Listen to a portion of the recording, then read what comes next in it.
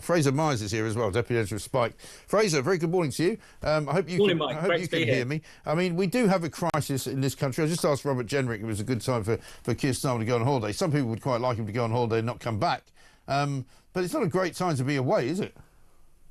Oh, as you mentioned, there's the bin strike, there's the steel crisis, there's everything else that's sort of falling apart in the country. I mean, the bin strike in particular seems emblematic of the fact that nothing works, does it? No. Services are spiraling out of control. It's extraordinary. The steel issue is incredible. We're on the brink of having a major industry collapse. That would leave the UK, we're the country that invented modern steelmaking processes, as the only country in the G7 that wouldn't be able to make our own virgin or primary steel. Yeah. So these are really, really testing times for the government, and it's extraordinary that he's got away at this particular moment. Exactly right. And I mean, the problem, of course, for the steel so-called solution and the rescue is that it hasn't really happened yet. What we've had is an intervention from the government, who could have intervened at any number of points in the last 9 months, but decided to wait until sort of final hour to do so. We don't yet know whether the coal, which is destined to keep the furnaces going, has even got to the plant yet. And we don't know when the next lot of coal is going to come in. As Ross Clark says in The Sun today, if only we had some coal of our own. Well, the tragedy is we do actually have plenty of coal of our own beneath our feet, but the Labour government is determined for us not to dig it up. Ed Miliband celebrated the fact, or hailed the fact that one of the coal mines planned in Whitehaven in Cumbria was not going to go ahead. And I think in general, you can look at the crisis in steelmaking and point to the net zero policy, because why is the steelmaking in crisis? One of the big factors is the huge energy costs. We have some of the highest industrial energy costs in the world, and a big factor in that is the fact that we produce significantly less energy as a result of net zero policies. It's not just the government talks a lot about adding renewable energy, adding wind and solar plants, but actually the effect of all this is that we burn less. So when we stop burning coal entirely, which is the cheapest form of energy, we've stopped allowing new oil licenses in the North Sea. We won't frack for gas beneath our feet. I mean, so all of this combines to create a real crisis for our heavy industries. Yeah. And so anything that the government does now, it's true, perhaps Labour has bought British Steel a reprieve by taking it over from the Chinese company that seemed determined to shut the blast furnaces down.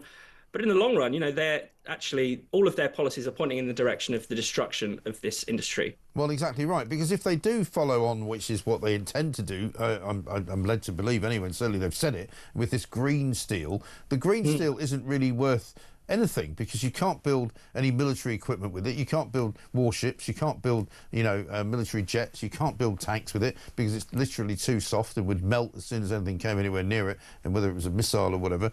And so their whole kind of net zero commitment is not just killing off the plant itself, but it's killing off the entire ability of this country to make its own weaponry. That's exactly right. And the blast furnaces in Scunthorpe that they're rescuing are the last in the UK that can be used to make virgin or primary steel. As you say, the steel that we would need for weapons and many other vital industries, including car making as well. They want to convert it to an electric arc furnace, which can only produce recycled steel from scrap metal.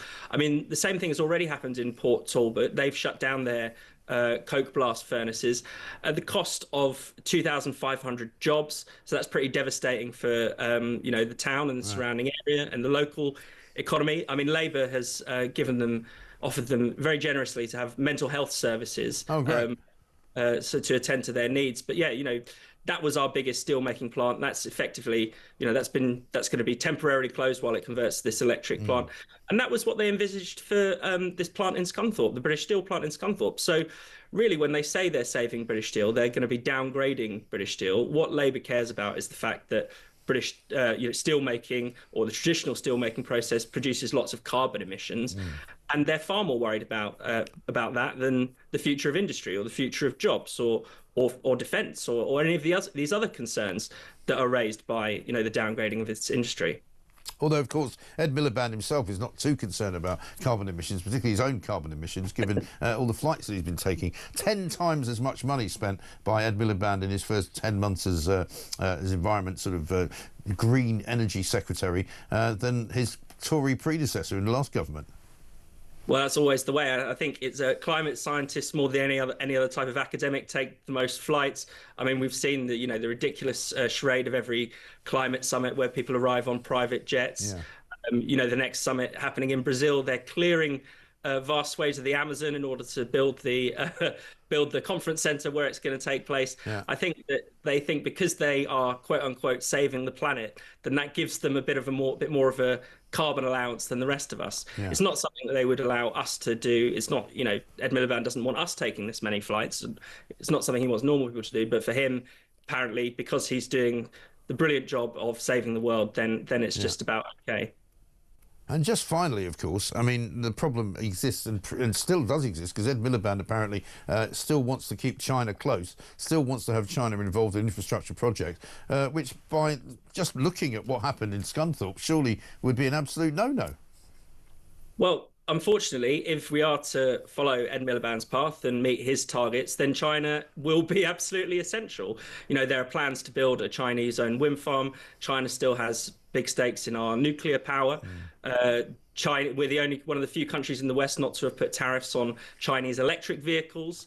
I mean, it's quite extraordinary. In that sort of memorandum of understanding signed with China, Ed Miliband has offered to give China advice on how to transition away from coal, which I think is advice that they are planning to reject because they're building about roughly two coal power plants every week. While we constrain our own economy to meet net zero. You would think that the penny would have to drop at some point. You would absolutely think so.